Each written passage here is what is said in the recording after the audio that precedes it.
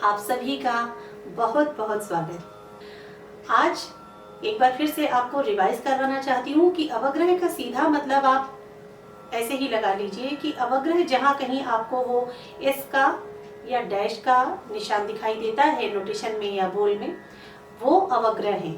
और अवग्रह इनको आप ऐसे समझिए कि इंग्लिश में एक जो हम कहते हैं ना पॉज लेना, किसी भी स्थान पर, किसी भी जगह पर, किसी भी बात में पॉज लेना, यानी कि उस जगह पर थोड़ी देर ठहराव। अब ये थोड़ी देर ठहराव क्या है? थोड़ी देर का मतलब संगीत में कभी भी ये नहीं हो सकता है कि आप अपनी इच्छा से कुछ भी उसमें कम या ज्यादा कर लें, क्योंकि लय दुरुस्त नहीं रहेगी। और लय को मेंटेन करने के लिए ही आपको बीट्स का या ताल का सहारा लेना है। शुरू से आपको ये चीज बताई गई है। अब क्या है, जब हम पॉज लेते हैं तो वो पॉज हमारा इंस्ट्रूमेंट पे भी होगा। अवग्रह का जो मैंने बताया कि अवग्रह यानी पॉज, इसको जब आप नोटेशन में पाते हैं और उस नोटेशन के साथ उसको मेंटेन करना चाहते हैं तो इंस्ट्रूमेंट पे भी आपको जितने अवग्रह हैं उनके बराबर, यानी उतनी ही मात्रा, उतनी ही बीट्स के लिए आपको पॉज इंस्ट्रूमेंट में भी देना होता है। और जो आप मुंह से उस वक्त जो भी स्वर आपके मुंह से निकल रहा है, आपको उसको भी उतनी देर स्टे करना होता है, उतना पॉज उसको आपको देना पड़ता है जितनी मात्रा का अवग्रह आपको दिखाई दे रहा है। आज मैं चाहती हूँ कि आपको जो सबसे पहले हमने अलंकार बताए हैं, कहरवा ताल के जो 3 अलंकार आपने किए थे, सिंपल आपको याद होंगे, सारे गा मा पा धा नी सा, और सेकंड नंबर पर था सा सा रे रे गा गा मा मा, और उसके बाद थर्ड नंबर पर था सा रे गा मा रे गा मा पा। ये सारी चीजें आपने सरगम में की है, सारे अलंकार आपने सरगम में एक गुण और दुगुन में किए हैं मेट्रोनोम के साथ। आज हम उनको रिपीट कर रहे हैं। आज रिपीट करने के समय हम इन अलंकारों में किस चीज को जोड़ेंगे? हम जोड़ते हैं किसी भी अलंकार के साथ जो आकार बोला जाता है। आपने सुना होगा कि अलंकारों की प्रैक्टिस जो होती है उसमें आकारों का बहुत महत्व होता है। आकार यानी आलाप जिसको बोलते हैं, जिसमें हम सुर तो लेते हैं, यानी संगीत का सुर तो हम लेते हैं, लेकिन जब हम उच्चारण करते हैं तो उस सुर को, यानी कि सा रे गा मा, किसी को भी हम उनके नामों से नहीं बुलाते हैं। यहाँ पर हम उन सुरों को सिर्फ आ यानी आकार यानी आलाप में ही इसको हम मेंटेन करते हैं। तो ये आकार मैं आपको उस वक्त बता सकती थी, लेकिन चूंकि उस दिन मैंने आपको एक गुण और दुगुन की प्रैक्टिस बताई थी, आज मैं आपको उन्हीं अलंकारों के साथ दोबारा जोड़ना चाहती हूँ। कहरवा ताल के वही अलंकार जो आपने शुरू में 1, 2, 3 अलंकार लिखे हैं, उनको आज आप करेंगे अलंकार सरगम में और उसके साथ आकार में। यानी कि एक गुण की आप पहले सरगम बोलेंगे, सरगम बजाएंगे और गाएंगे, और उसके बाद उसी गुण में यानी एक गुण में ही आप उसी सरगम को आकार में या आलाप में गाएंगे और उसके साथ वैसे ही बजाएंगे जैसे आपने सरगम के पहले जो आपने सरगम में बजाया है। इसी सीक्वेंस में हम तीनों अलंकारों को करेंगे। आज हम मेट्रोनोम के साथ नहीं करेंगे, आज हम किस पर करेंगे? आज हम तबले की बीट के साथ करेंगे, यानी तबले की ताल के साथ। तबले की ताल आपको बताया था कि आपने 4 काउंटिंग की थी, 1, 2, 3, 4, 1, 2, 3, 4। ये मेट्रोनोम की 4/4 आपकी बीट्स चल रही थी।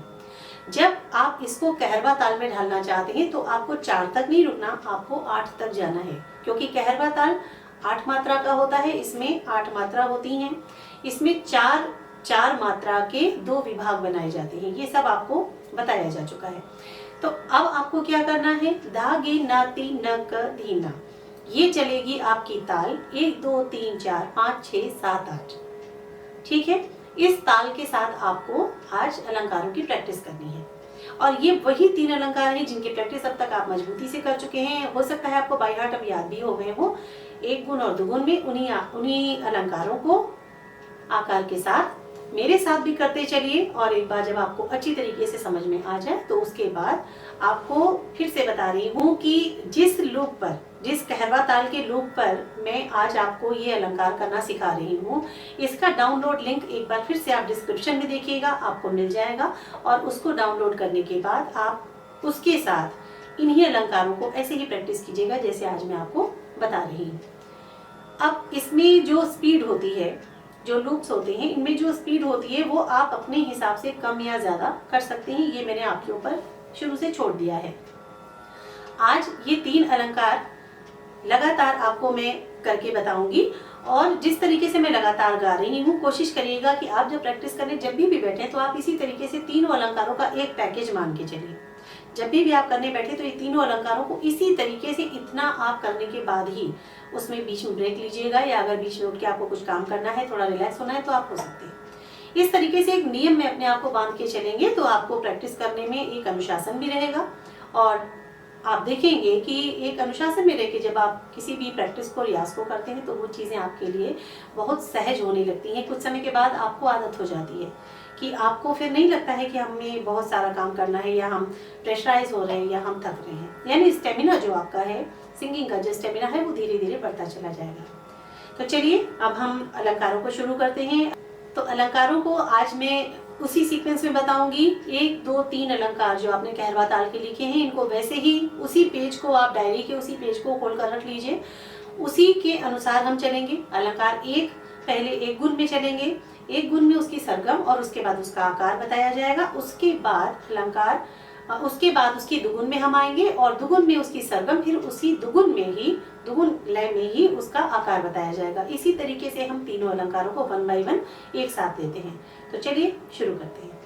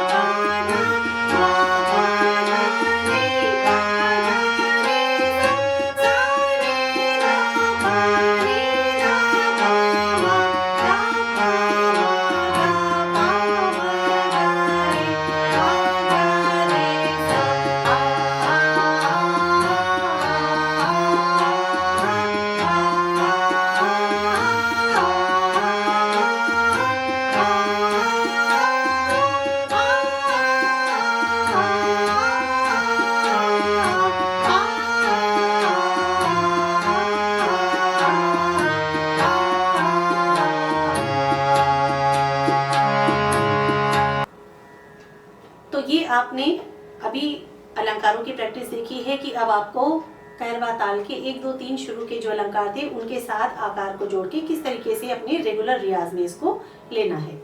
ये आप अपने हिसाब से, इसका समय, इसकी स्पीड, सब कुछ आप अपने हिसाब से तय कीजिएगा। आगे जितना भी हम अब आगे बढ़ेंगे उसमें धीरे धीरे आपको नए नए नोटेशंस भी मिलेंगे, नए अलंकारों की भी जानकारी मिलेगी और कुछ संगीत से रिलेटेड बहुत और ऐसी जानकारियाँ होंगी जिनकी आपको ज़रूरत भी है, या मैं कहूँ कि आगे जाके जिनकी आपको ज़रूरत पड़ेगी।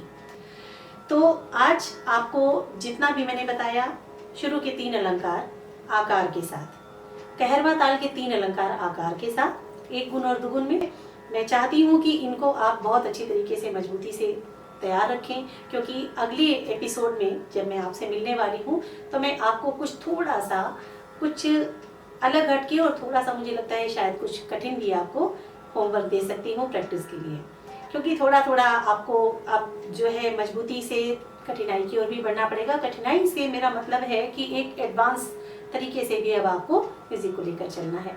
आज मैं आपसे विदा लेती हूँ और अगले एपिसोड में आपसे जल्दी ही मुलाकात होगी। तब तक के लिए नमस्कार।